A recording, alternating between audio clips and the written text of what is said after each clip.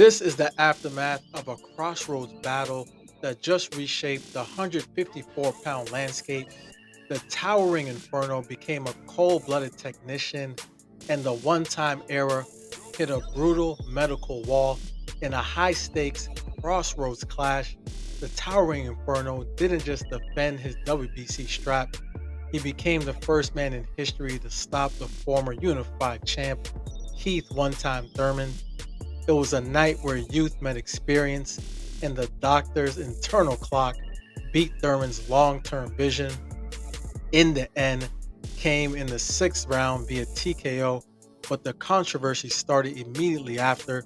A badly swollen and bloodied Keith Thurman argued that referee Thomas Taylor pulled the plug just as the sweet spot was arriving. Thurman, leaning on his veteran status, claimed he was waiting for Fundora to get sloppy in the later rounds, a strategy he called his OG vision. However, the champion saw it differently. Fundora noted that once Thurman's eye was compromised, the target was too big to miss. In his words, "I didn't want him to take any more damage." With this win, Fundora joins an elite club, joining only Manny Pacquiao as the man to defeat Thurman and standing alone as the only one to finish him. Fundora's 80-inch reach advantage, a staggering 11-inch height advantage, allowed him to dictate the terms from the opening bell. But it wasn't just the height, it was the evolution. Thurman himself praised Fundora's growth, noting that the champion is no longer just a brawler, but a smarter fighter working behind a disciplined jab and a hellacious work ethic. Fundora, now 24-1-1 with 16 knockouts, looked every bit the divisional alpha, proving that if you don't have the tools to bridge the gap, you're just target practice. So where does the Inferno turn next? The ringside seats were a who's who of boxing royalty. You had Jermell Charlo, Errol Spence Jr., Boots Ennis, and Xander Zayas are all circling the throne. Fundora's response, "I'm the best. They all need to come to me." One name you can cross off the list for now is Virgil Ortiz Jr. Fundora's promoter, Samson Lekowicz, was blunt. Due to the ongoing legal battles with Golden Boy Promotions, Ortiz is out of the game for the foreseeable future. That leaves the door wide open for a unification bout that could define the year. For Droffats TV, I'm here to tell you, Fundora, he already ducked Xander Zayas. Remember, he dropped the WBO title in order not to fight Xander Zayas. That's how Xander Zayas picked up the WBO strap. So you could cancel that match.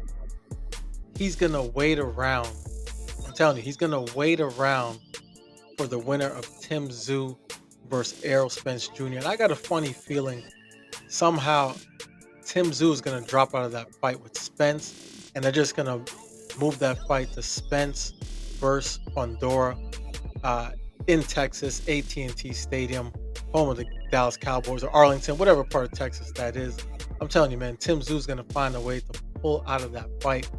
There's no way Spence is going to fight twice in 1 year, meaning hypothetically he beats Tim Tszyu and then fights Fundora later this year. The man hasn't fought in damn near 3 years. He's not going to fight twice in 1 year.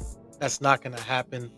And then the winner out of Boots versus Zayas, Fundora's not going to fight them either. I promise you, he's not going to cross the street and fight them. He's already talking about moving up to middleweight.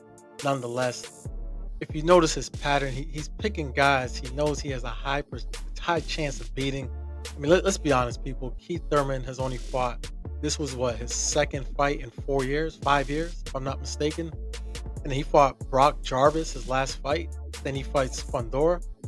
I mean, if you put your money on Thurman, I get it, man. A lot of us have nostalgia.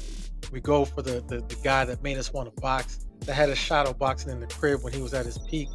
But you should have known better. Fundora was going to beat Thurman. I didn't think it'd be this quickly and within 6 rounds. I mean, he beat the shit out of him. But I'm telling you, he's going to fight Errol Spence Jr., a guy who's only fought, when they finally do fight, once in the last 3 years. And they're not going to fight till next year. Again, Spence isn't going to fight twice in 1 year. I highly doubt that. So it would have been once in 4 years since Errol Spence Jr. has fought when he finally enters the ring against Fundora. Very similar to how it was once in 4 years Keith Thurman had fought. And it's going to be the same result. That'll be his last fight at 54. Then he moves up to middleweight.